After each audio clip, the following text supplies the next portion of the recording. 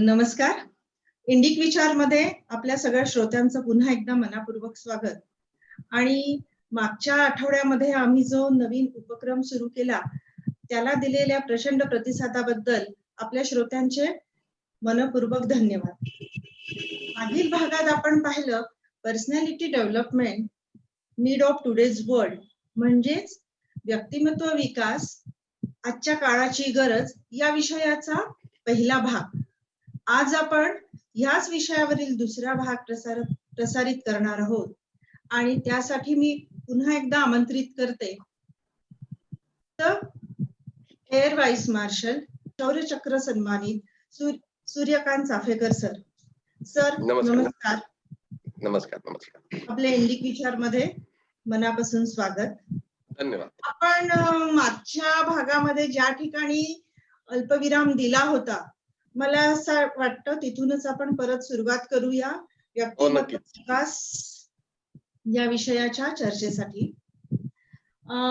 त्याला धरून एक प्रश्न जो आपण उपस्थित केलेला होता की मुलं आणि मुली ह्यांचा इंडिव्हिज्युअल व्यक्ती विकास म्हणजेच स्त्री व्यक्तित्व विकास आणि पुरुष व्यक्तित्व विकास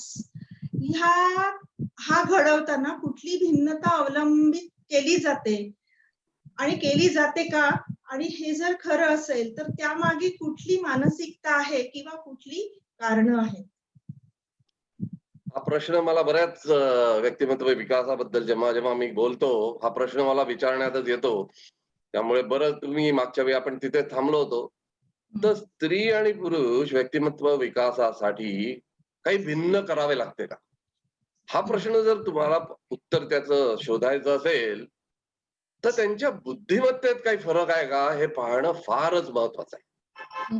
आणि माझं मत नाहीये, तज्ञांचं मत असं आहे की बुद्धिमत्तेत काहीही विशेष फरक नाही.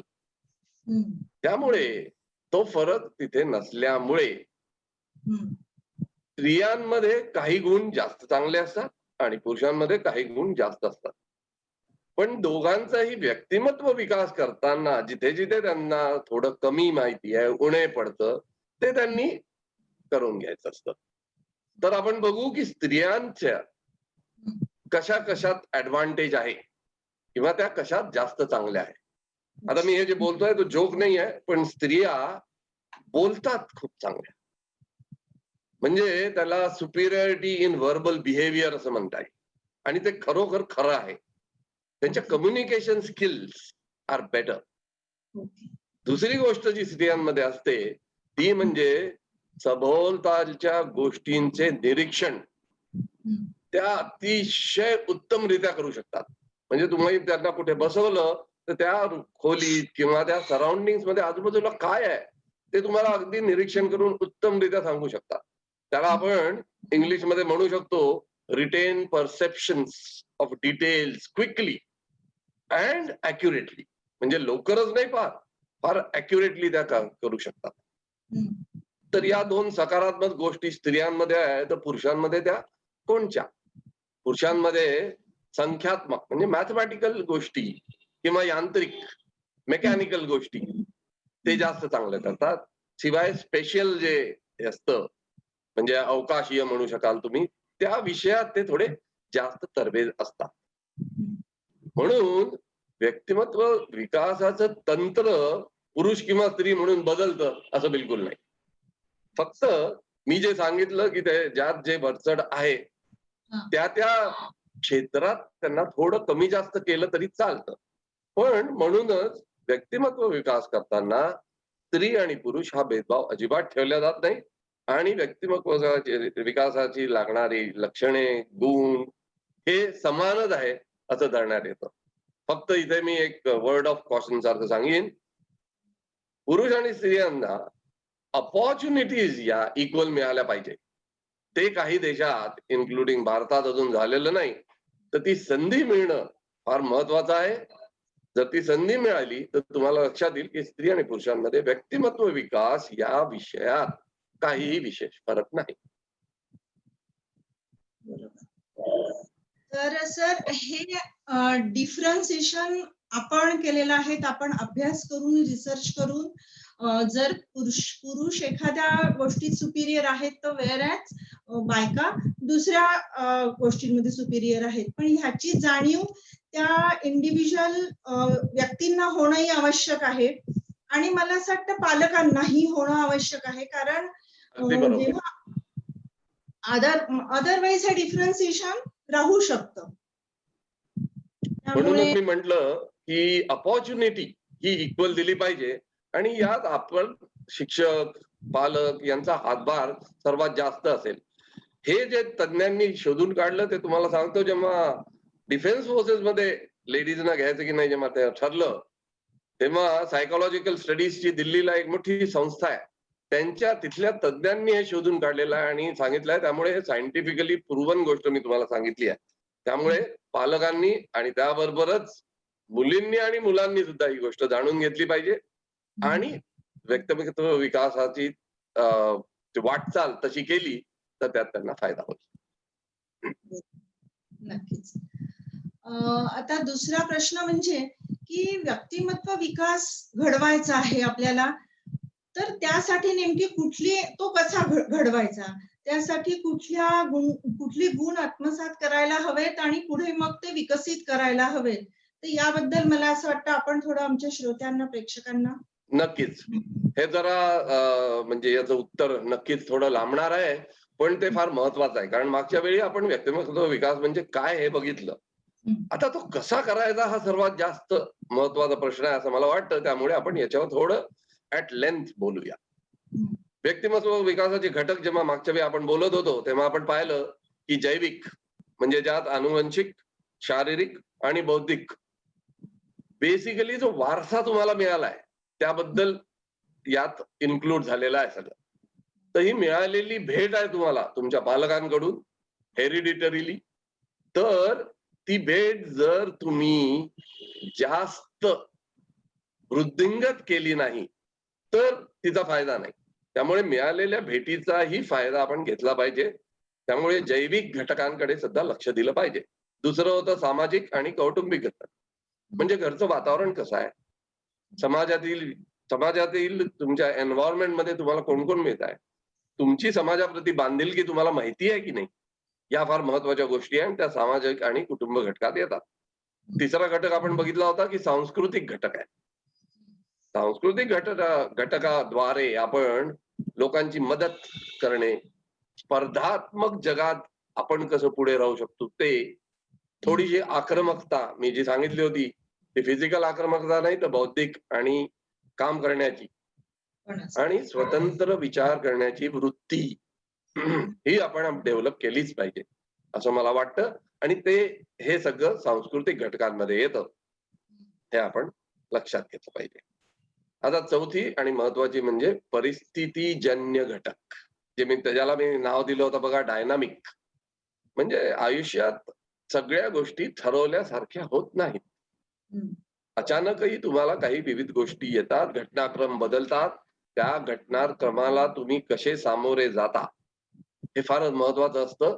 आणि सकारात्मक दृष्टीने तुम्ही सामोरे जाता का नकारात्मक दृष्टीने तुम्ही सामोरे जाता हेही फार महत्वाचं असतं. आणि ते तुम्हाला परिस्थितीजन्य घटकच शिकवू शकतात असं मला वाटतं.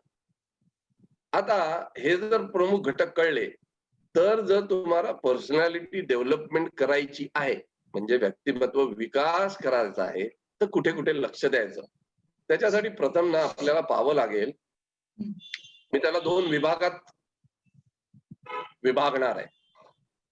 पहिलं म्हणजे इनबॉर्न, म्हणजे जन्मतःच तुमचा जो काय आहे त्यांनी सुद्धा व्यक्तिमत्व विकास होऊ शकतो. तर जन्मतः तुमचा जो बुद्धिमत्ता म्हणजे इंटेलिजन्स ज्याला आपण म्हणतो, आई वडिलांची जे असेल बेसिक इंटेलिजन्स ते त्याच्या प्रमाणात थोडं प्लस मायनस तुमच्याजवळ येणार. पण ते जे इंटेलिजन्स आहे ते इंटेलिजन्स प्रभावीपणे तुम्ही कसे वापरता हेही इम्पॉर्टंट आहे. हेरिडिटरी असलं तरी, म्हणून मग त्याला इफेक्टिव्ह इंटेलिजन्स असं एक नवीन नाव झालंय. म्हणजे तुमचा जो जे इंटेलिजन्स आहे त्याचा उपयोग तुम्ही करता कसे, त्यांनी काय म्हणून आपण म्हणतो ना, तल्लक करायची बुद्धीला, अजून तल्लक करायचं, म्हणजे प्रॅक्टिकल दृष्ट्या कसं वापरायचं. तर हे हेरिडिटरी असून बुद्धिमत्ता तुम्हाला तल्लख करावी लागते, वापरावी लागते आणि ते त्याच्यानंतर ते चालतं. स्वभाव, तुमचा मूळ स्वभाव साधारणतः आई वडिलांकडनं येतो, म्हणजे बेसिक जो स्वभाव असतो, पण त्यात सुद्धा थोडा थोडा बदल होऊ शकतो. आणि तिसरं म्हणजे विशेष योग्यता. आपण आपल्या इथे म्हणतात डॉक्टरचा मुलगा डॉक्टर, इंजिनियरचा मुलगा इंजिनियर, ते विशेष जे योग्यता असते. पण ही सुद्धा बदलता येते आजकालच्या काळात आपण पाहतोय. इंजिनिअरहून पोरं बँकांमध्ये नोकऱ्या करतात. तर मला सांगायचं म्हणजे इनबॉर्न क्वालिटीज ज्या आहेत, जन्मतः जे तुम्हाला मिळताय, ते व्यक्तिमत्व विकासाचे धडे तुम्ही वापरून त्यांना थोडं शार्प करावायला पाहिजे. पण सर्वात महत्वाचं जे आहे पर्सनॅलिटी डेव्हलपमेंट मध्ये, ते जे मी आता बोलणार आहे ते आहे. ते म्हणजे आत्मसात तुम्ही काय करू शकता, त्या क्वालिटीज जास्त इम्पॉर्टंट आहे. जे तुमच्या हातात आहे त्याच्याबद्दल तुम्ही जास्त विचार केला पाहिजे. म्हणजे जे तुम्ही करू शकता, जन्मजात जे तुम्हाला मिळालं आहे थोडंफार तुम्ही पॉलिश करा, पण जे तुम्ही स्वतःचे कष्ट घेऊन काही करू शकता, तो खरा व्यक्तिमत्व विकास. आणि त्याच्यात काय काय येतं हे आपण बघायला पाहिजे. सर्वात पहिले जे येतं ते म्हणजे कम्युनिकेशन स्किल्स. मी फार महत्व देतो या गोष्टीला. कम्युनिकेशन स्किल्सला मी फार का महत्व देतो, कारण आपण ते मागच्या वेळी बोललो होतो ना, एक एक्स फॅक्टर असतो बघा. तो एक्स फॅक्टर तुम्हाला संभाषण कौशल्यात फार महत्वाचा होऊ शकतो आणि अत्यावश्यकही असतो. तर हा एक्स फॅक्टर तुमचा काय करतो? कम्युनिकेशन स्किल्स चांगले असले तर तुमचा आत्मविश्वास वाढतो बघा. आणि आत्मविश्वास वाढल्यावर तर तुम्हाला हे जग जिंकणं फारच फारच सोपं असं मला म्हणता येईल. या जगात तुम्ही जन्मले एकट्या, पण जितकं काही काम करता, जितकं काही करता ते लोकांबरोबर करता. म्हणजे ग्रुप डायनामिक्स तुम्हाला माहिती हवं. आणि लोकांशी जर वागायचं आहे, बोलायचं आहे, तर त्यांच्याशी संवाद करावा लागेल. संवाद करावा लागेल तर इफेक्टिव्ह कम्युनिकेशन तुम्हाला पाहिजे. त्यामुळे हे अत्यावश्यक आहे असं मी म्हणेन. त्याने आत्मविश्वास वाढतो आणि नेतृत्व गुणांचे सुद्धा वाढण्यासाठी मदत होते. तर कम्युनिकेशन स्किल्स आपल्या पोरांनी याच्याकडे खूप लक्ष दिलं पाहिजे, म्हणूनच मी जरा जास्त वेळ तुम्हाला सांगितलाय. लक्षात घ्या. दुसरं म्हणजे जीवनमूल्य. जीवनमूल्य तुम्ही आत्मसात करू शकता. एन्व्हायरमेंट काय, आई बाप काय म्हणतात, शाळेत काय शिकवलं, या सगळ्यावर जीवनमूल्यांचं त्यात येतं. प्रमुख म्हणजे प्रामाणिकता, अखंडता. कोणाशी अखंडता? संस्थेशी, देशाशी. अखंडता ही फार महत्वाची गोष्ट आहे आणि ती आपल्या इथे आता आजकाल कमी दिसते. तिसरी गोष्ट जी आहे ती पण कमी आहे आणि त्याचं प्रमाण वाढलं पाहिजे, ते म्हणजे समर्पण. समर्पणाची भाषा, समर्पणाची जाणीव ही आपल्याला मिळालीच पाहिजे. यांनी सुद्धा मी तुम्हाला सांगतो आत्मविश्वास निर्माण होतो. आणि दुसरी गोष्ट जी महत्वाची होते याच्यापासून, ती निर्णय क्षमता वाढते. आणि ती परत आपल्या भारतवर्षात खूप कमी आहे. डिसिजन मेकिंग कोणालाही करायला लावलं की आपले लोक पळून जायला तयार आहेत, पण डिसिजन मेकिंग करणार नाही. गव्हर्नमेंट विभागांमध्ये फायली पडून राहतात, कारण त्यांचा अप्रोच असा असतो की प्रॉब्लेम आलाय माझ्याकडे, डिसिजन करायचा आहे, पण ही फाईल अशीच पडून राहिली आणि प्रॉब्लेम आपोआप सॉल्व्ह झाला तर बरं. अशी विचारसरणी आपल्या इथे विचित्र आहे. त्यामुळे डिसिजन मेकिंग फार महत्वाची गोष्ट आहे. त्यानंतर अजून एक गोष्ट आहे, देहबोली आहे. म्हणजे तुम्ही कसे चालता, बोलता, वागता, कसे स्ट्रेस करता वर्ड कडे. बॉडी लँग्वेज ज्याला म्हणतात ना, तेच मुलांना जास्त लवकर कळेल. तर ते देहबोलीतही आत्मविश्वास प्रदर्शित होतो, हे लक्षात घेतलं पाहिजे. The first impression is always from body language, please understand. आणि हे बॉडी लँग्वेज काही नवीन नाही आहे. आपल्या रामदास स्वामींनी सुद्धा देहबोलीवर एक पूर्ण हे लिहिलंय.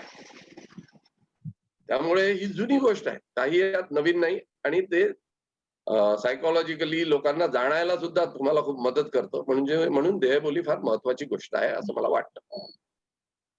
त्यानंतर शिष्टाचार म्हणजे एटिकेट्स. आता हे सुद्धा भारतवर्षात जरा नाजूकच काम आहे असं म्हणता येईल.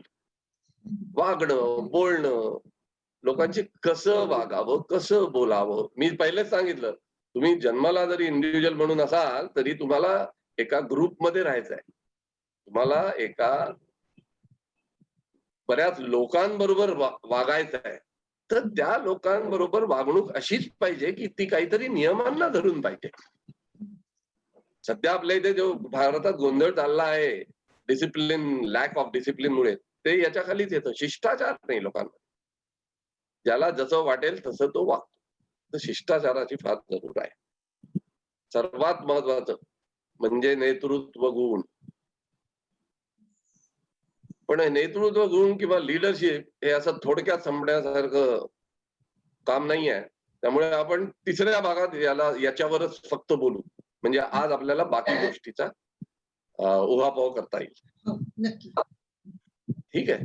त्यामुळे व्यक्तिमत्वाची व्याख्या जेव्हा आपण बोललो की नोकरी, व्यवसाय काही असो, तरी लोकांबरोबर तुम्हाला संबंध येणारच. तर समाजासाठी तुम्ही जेव्हा लोकांच्याशी संबंधामध्ये येता, तेव्हा समाज तुम्हाला एक व्यक्ती म्हणून कसा स्वीकृत करतो किंवा तुम्ही त्यांना आकर्षित करू शकता का, हे महत्वाचं असतं. म्हणून व्यक्तिमत्व विकास या व्याख्येवरून जर पाहिलं तर किती महत्वाचं आहे तुमच्या लक्षात येईल. म्हणून मी म्हणेन प्रमुख गुणवत्ता आणि जीवनातील यश अपयश जे ठरवतं ते म्हणजे वैयक्तिक विकासच. तर आता मला असं वाटतं जे काही विद्यार्थी आणि पालक आपला हा कार्यक्रम बघत असतील त्यांच्या लक्षात आलं असेल की काही गुण जे आपल्याला उपजतच आई वडिलांकडून मिळालेले असतात त्याला आपण कसं पुढे विकसित करतो आणि काही जसं आपण ज्याला म्हणू की आपल्याला पुढे आयुष्यात जशी आव्हानं येतात आणि आपण फेस करत जातो आणि मग त्या याच्यामध्ये आपली बॉडी लँग्वेज म्हणा, शिष्टाचार, मॅनर ज्याला आपण मॅनर्स एटिकेट्स म्हणतो, ह्या गोष्टी त्या त्या परिस्थितीनुरूप कशा आपण आत्मसात करतो ह्याच्यावरती तुमची ओव्हरऑल पर्सनॅलिटी म्हणजेच व्यक्तित्व विकसित होतं असं म्हणायला हरकत नाही. आता व्यक्तिमत्व विकास हा करिअर क्षेत्र निवडण्यामध्ये किती महत्वाचा रोल प्ले करतो असं मला विचारायचं आहे. करिअर दृष्टीने किती महत्वाचं आहे सांगण्याआधी तुम्हाला आजकाल काय चाललंय या जगात ते सांगता येईल आणि त्याचा फरक काय जुन्यापासून हेही आपण बघू. तांत्रिक दृष्ट्या आपण बरंच समोर गेलेलो आहे आणि मानव मशीन यांचा मेळ घालणे हे एक महत्वाचं काम होऊन बसलेलं आहे. आणि मिलेनियन्स जे आहेत तरुण ते जरा आत्मकेंद्रित असल्यामुळे आणि त्यांचं सोशल नेटवर्कवर जास्त भार असल्यामुळे त्यांचं काय समाजात मिसळण्याचं हे कमी झालंय, तंत्र जरा बदललाय आणि मग त्याचा ते सोशल मीडिया थ्रू ऐवज शोधतात की आपण लोकांमध्ये मिसळत नाही तर सोशल मीडिया थ्रू. त्यामुळेच काय होतं की त्यांना आजकालच्या युवकाला तुम्हाला म्हणता येईल की जरा जास्त रिक्वायरमेंट असते. कारण शेवटी पर्सनॅलिटी डेव्हलपमेंट तुम्हाला शिकवतं काय, लोकांमध्ये कसं वागायचं हे शिकवतं. पर्सनॅलिटी डेव्हलपमेंट व्यक्तिमत्व विकास कशासाठी तुम्ही करता की लोकांमध्ये कसं वागायचं. त्यामुळे आपण काहीतरी एक आयडियल व्यक्तिमत्व कसं असतं म्हणजे काय काय गुण असतात ते बघूया. म्हणजे त्याच्यावरनं आपल्याला लक्षात येईल की आजकालच्या लोकांना काय हवं, कुठल्याही गोष्टीला आदर्श काय हे पाहिलं की तितकं आपल्याला सोपं जातं. काही मुद्दे त्यात आहेत. त्यातल्यात सर्वात महत्वाचं म्हणजे इन्साइट. इन्साइट म्हणजे अंतर्दृष्टी म्हणता येईल त्याला. म्हणजे स्वतःला कोणाची किंवा कशी नीट ओळख करून घेणं म्हणजे त्या व्यक्तीला जाणणं, याला तुम्ही इन्साइट असं म्हणता. तू जर लोकांना तुम्ही जाणायला लागले कसे लोक वागतात, कसे लोक बोलतात, तर तुमच्या मनात व्यक्तिमत्वात तुमच्या एक असं ऍडिशनल गोष्ट येईल ज्याने तुम्हाला कळेल की बा असं लोकांचा विचार असतात आणि त्यावरून मग तुम्ही त्यांच्याशी वागणं बोलणं करू शकता. दुसरं म्हणजे इफेक्टिव्ह इंटेलिजन्स, ज्याच्याबद्दल आपण बोललोच आहे. प्रभावी बुद्धिमत्ता म्हणजे बुद्धिमत्ता तर तुमच्याजवळ आहेच, त्याचा उपयोग करून त्याला अजून शार्प करायचं, ते महत्वाचं असतं. हम्म. तिसरी गोष्ट म्हणजे कोणत्याही समस्येला पुढे जाण्याचा एक लक्ष गाठण्याचं जिद्द हवी. हम्म. म्हणजे तुम्हाला जर इंग्लिशमध्ये सांगायचं ते हेड ऑन तुम्ही गेलं पाहिजे, प्रॉब्लेमला हेड ऑन फेस केलं पाहिजे. हम्म. आणि ते केव्हा होऊ शकेल, जेव्हा तुमच्यात आत्मविश्वास असेल. आत्मविश्वासाच्या कमीमुळे हा प्रॉब्लेम होऊ शकतो. चौथी गोष्ट महत्वाची म्हणजे ताण सहन करण्याची शक्ती. आणि तुम्ही विचारलाय की आजकालच्या लोकांनी का महत्व काय, तर हा. हे त्यांना महत्वाचं आहे. स्ट्रेस वाढलेला आहे. स्ट्रेस मॅनेजमेंट तुम्ही कसं करू शकता, हम्म. म्हणजे न घाबरता कसे पुढे जाऊ शकता, हे फार महत्वाचं आहे. हम्म. आता जे मी म्हणणार आहे त्याच्यात लोकांना विश्वास होणार नाही, पण ते खरोखर फायद्याचं असतं. ते म्हणजे विनोद बुद्धी, ह्युमर. आणि ते वरच्या पॉइंटची माझ्या कनेक्टेड आहे, स्ट्रेसची. बरोबर. जर तुमच्यात स्ट्रेस मॅनेजमेंट करायचा असेल तर तुम्हाला ह्युमर वातावरण तयार केलं पाहिजे. मॅन अँड मशीन मध्ये जर हे चाललंय, लोक अतिशय स्ट्रेस आणि स्ट्रेन्ड आहेत, तर त्यांना थोडं हलकं फुलकं काही देऊन त्यांच्याशी डील करायला पाहिजे. तर विनोद बुद्धी सुद्धा फार महत्वाची झाली आहे. हम्म. त्यानंतर निर्णायकता म्हणजे डिसिजन मेकिंग. मी परत त्या पॉइंटवर येतो आहे, कारण मी तुम्हाला सांगतो की रोजच्या समस्यांना तोडगा हा हवाच. बरोबर. आणि त्याचं सोल्युशन असं ठरलेलं नसतं, तयार नसतं. हम्म. आणि आजकालचं जग तर झिरो एरर सिंड्रोम झालाय. कोणालाही लोकांना चुकाच व्हायला नको असं वाटतं. हम्म. आणि त्यामुळे डिसिजनच घेत नाही. जर डिसिजनच नाही घेतलं तर चूक होणारच नाही, असं हे विशियस सर्कल झालाय.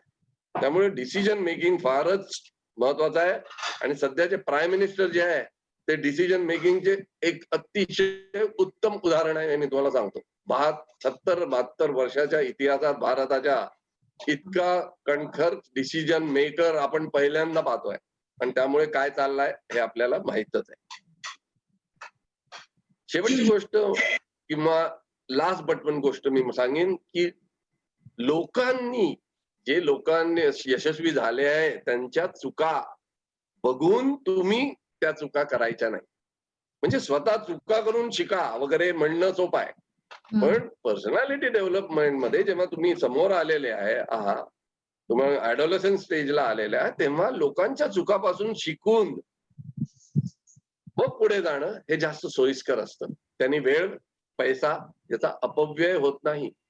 त्यामुळे तसं शिकणं महत्वाचं आहे.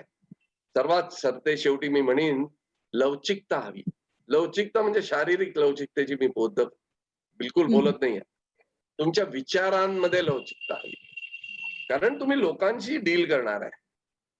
नवीन काळाचा असो की जुन्या काळाचा असो, लोकांना तुमचे एम्पथाइज करता आलं पाहिजे.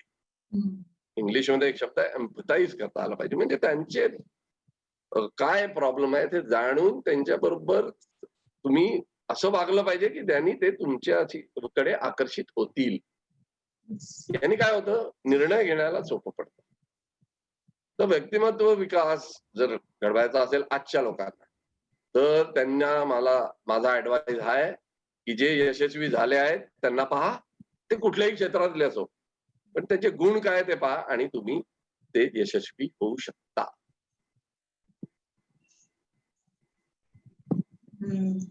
तर सरांनी सांगितल्याप्रमाणे की एम्पॅथी म्हणजे you should enter into the shoes of another person and you should imagine or visualize his role. You should enter into his role. Unless and until तुम्ही त्या मोमेंटला किंवा त्या सिच्युएशनला हँडल नाही करू शकत.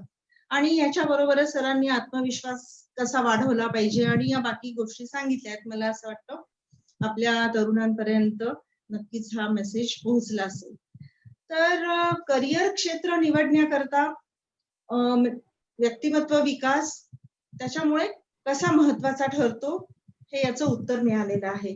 पण ह्याला जोडूनच दुसरा प्रश्न आहे, अलीकडच्या काळात ह्या व्यक्तित्व विकासाची गरज जास्त भासू लागली आहे.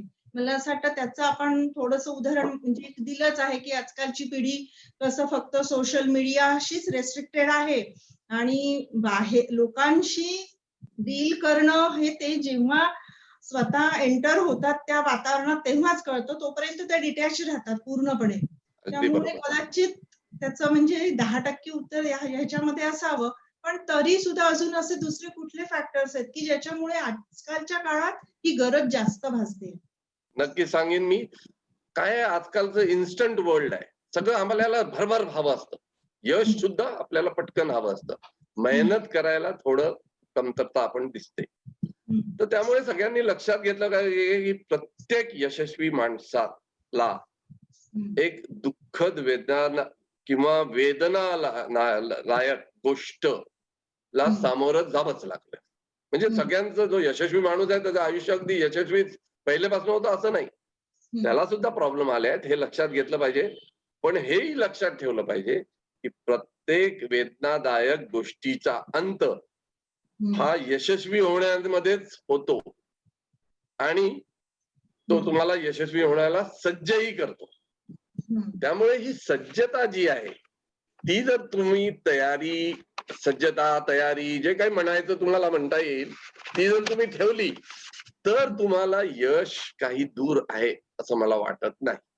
हं, तर मी 3-4 गोष्टी सांगेन. नंबर 1, हं, पर्सनॅलिटी डेव्हलपमेंट बद्दल आजकालच्या लोकांनी शिकायलाच पाहिजे. पहिल्या एपिसोड मध्ये आपण बोललो होतो एक्स फॅक्टर बद्दल. हं, स्ट्रीट स्मार्टनेस. अकॅडमिक तुमचं किती असो, पण हं, स्ट्रीट स्मार्टनेस तुमच्याजवळ हवाच. हं, आणि त्याबद्दल शिकून तो अंमलात आणायचा. म्हणजे प्रॅक्टिकली ऍप्लिकेशन आलं पाहिजे. काय हं, थिअरॉटिकली आजकाल आपण खूप शिकतो. पण हं. प्रॅक्टिकल ऍप्लिकेशन मध्ये, एक्झिक्युशन मध्ये आपला प्रॉब्लेम आहे. आपल्या देशात एक्झिक्युशनचा प्रॉब्लेम तुम्हाला माहिती आहे. रूल्स आहे, रेग्युलेशन आहे, पण एक्झिक्युशन इज अ इश्यू. तसंच पर्सनॅलिटी डेव्हलपमेंटचा आहे. त्यामुळे आपण भरपूर वाचावं. ज्या ज्या लोकांनी पर्सनॅलिटी बद्दल बोलले आहे त्यांच्या पर्सनॅलिटी पाहून त्यांच्याकडनं शिकावं आणि जर संधी मिळाल्या तर त्यातून तुम्ही काय काय शिकू शकता ते शिकत जाऊन मग पुढे जावं. हं, बेसिकली मी असं म्हणेन की तुमच्यात जो इनिबिशन्स आहेत की मी हे करू की नको, जे हं, डिसिजन मेकिंगशी कनेक्टेड आहे थोडं, ते इनिबिशन दूर करून टाका. काही इनिबिशन्स दूर करून टाका, काही इनिबिशन्स आपल्या जवळ ठेवा. कोणचे इनिबिशन जवळ ठेवा? रिलॅक्स राहण्याचं, स्ट्रेस न घेण्याचं, ओके, आणि घाबरण्याचं, डिसिजन न घेण्याला घाबरण्याचं, हे इनिबिशन दूर करून टाका. तर इनिबिशन जे आहे दोन्ही प्रकारचे आहेत. काही आत्मसात करा, काही दूर करा आणि त्यांनी या नवीन जगात न्यू इंडिया किंवा न्यू वर्ल्ड जे चाललाय नवीन मुलांसाठी, मिलेनियन्स साठी, हाच माझा एक संदेश असेल की पर्सनॅलिटी डेव्हलपमेंट कडे लक्ष द्या, भरपूर वाचा, चांगल्या पर्सनॅलिटीजचा अभ्यास करा, त्यांचे गुण आत्मसात करा आणि इनिबिशन्स चांगले अवलंबा आणि चूक सोडून द्या.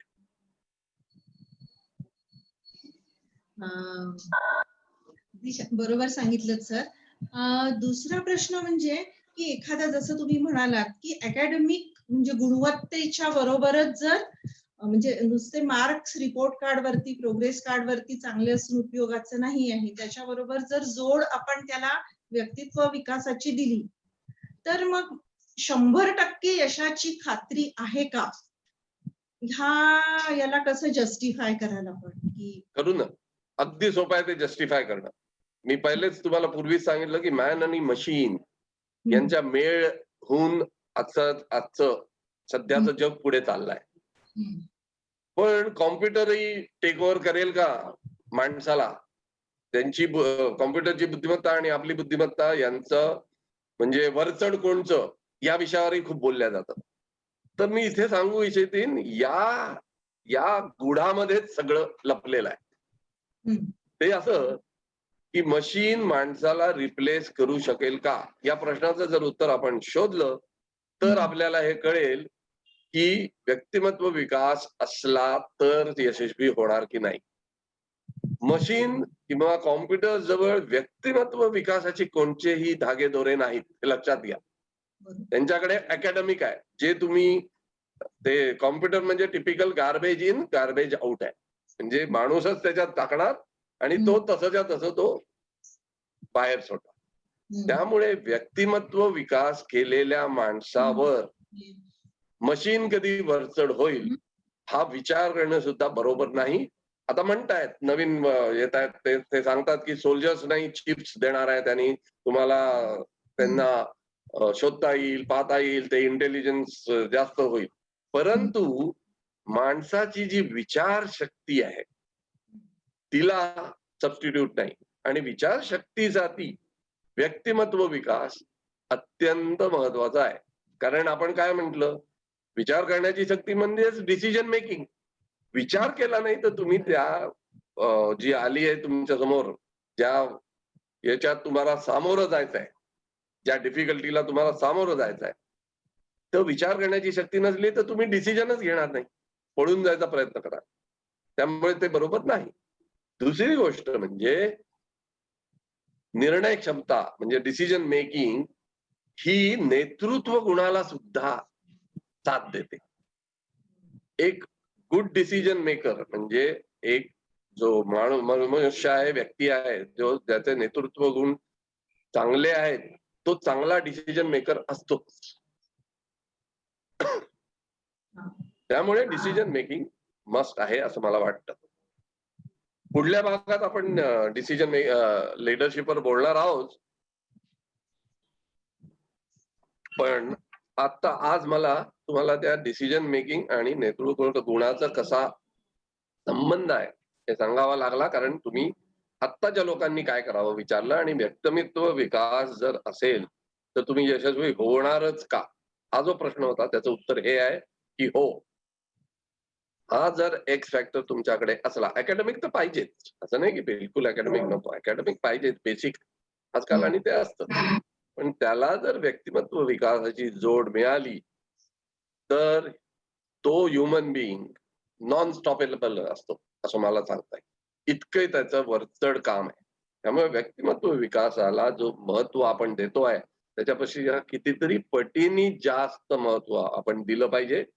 आणि जे जे मी सांगितलं की कसा व्यक्तिमत्व विकास करायचा, इनबॉर्न क्वालिटीज ज्या आहेत त्या शार्पन करायच्या आणि अक्वायर्ड स्किल्स म्हणजे ज्या तुम्ही आत्मसात करू शकता स्किल्स त्या आत्मसात करायच्या, ज्याच्यात मी सांगितले ते लिस्ट, कम्युनिकेशन स्किल्स वगैरे वगैरे. त्यामुळे हा संदेश मी शेवटी सोडू इच्छितो की व्यक्तित्व विकास हे आताच्या पिढीला आणि यानंतरही एक महत्वाची गोष्ट ठरणार आहे. आणि त्याच्याशिवाय कुठल्याही क्षेत्रात तुम्हाला यश मिळेल असं म्हणता येणार नाही. नक्कीच सर. एक विद्यार्थ्यांसाठी एक 2 ओळी आणि पालकांसाठी 2 ओळीमध्ये मला असं वाटतं एक सगळ्या याचं जे आपण सार असं म्हणू मॉरल ऑफ द स्टोरी की पालकांनी घेण्याच्या अशा स्टेप्स आणि विद्यार्थ्यांनी, कारण खूपदा असं लक्षात येतं की म्हणजे जो माझा पण अनुभव आहे किंवा तुम्ही पण की खेड्यातून येणारे जे मुलं असतात अर्बन मुलांच्या कंपॅरिझन मध्ये आपले गोल परसिव्ह करण्यामध्ये ते सक्सेसफुल झालेले दिसून येतात. तर तो कदाचित माहिती नाही तो याच्याशी विसंगत विषय असू शकतो.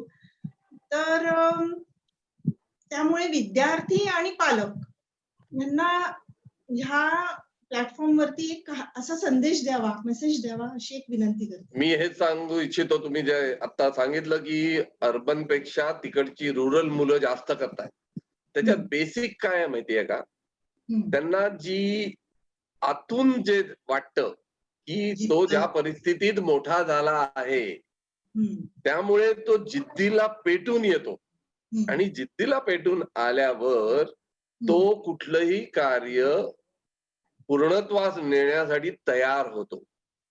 तयार होतो म्हणजे काय, तो व्यक्तिमत्व विकासच करतो. कॉन्फिडन्स बिल्डिंग हे त्याच्यासाठी फार महत्वाचं होऊन जातं. आणि आत्मविश्वास आला तर या जगात कुठलीही गोष्ट कठीण नाही हे मी तुम्हाला सांगू शकतो.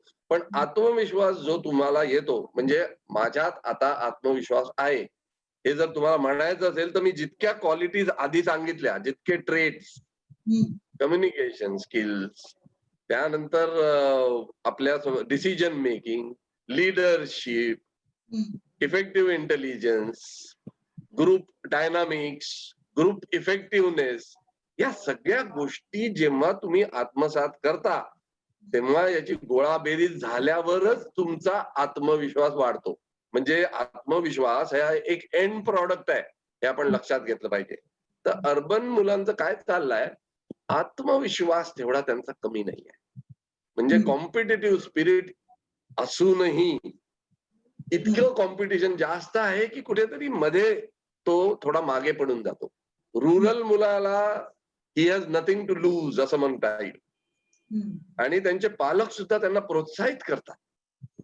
वेअर अर्बन साईडला हे थोडं चित्र बदललेलं आहे. आणि दुसरं पालकांची चूक म्हणजे आपल्या मुलात ऍबिलिटी किती आहे, त्याची कॅपॅसिटी काय आहे, त्याची कॅपेबिलिटी किती आहे, हे लक्षात न घेता त्याला पुढे ढकलण्यात येतात. विविध, आता तुम्ही बघताय सगळे आपल्या मुलांना IIT ला तर बसवतात.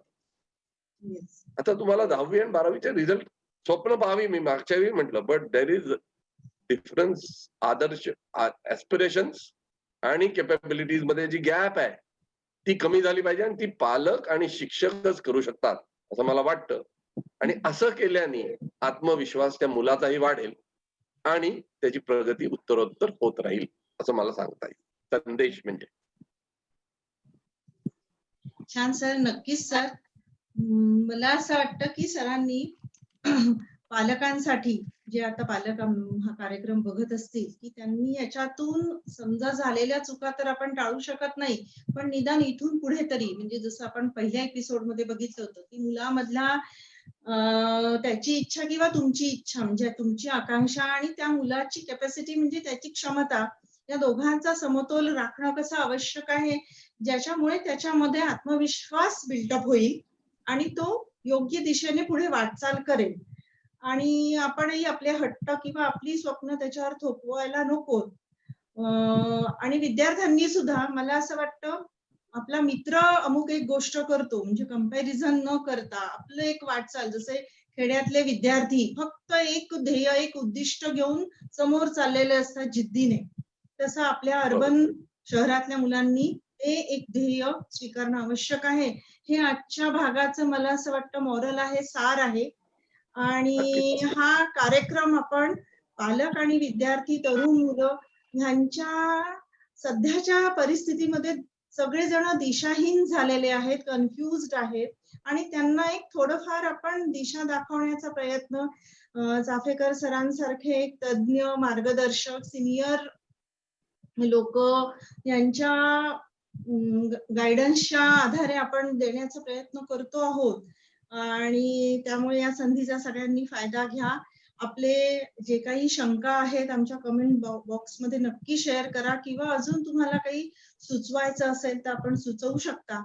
आणि आजचा हा दुसरा भाग व्यक्तिमत्व विकासाचा आपण इथे संपवतो आहोत. आणि तिसरा भाग जो लिडरशिप वरती असेल, ज्याच्यामध्ये आपण डिसिजन मेकिंग हा एरिया कव्हर करणार आहोत. तर सर, आपले पुन्हा एकदा आभार. आपण इंडिक विचारमध्ये येऊन आमच्या श्रोत्यांना मार्गदर्शन केलं त्याबद्दल खूप खूप आभार. धन्यवाद. धन्यवाद. मला बोलवल्याबद्दल धन्यवाद.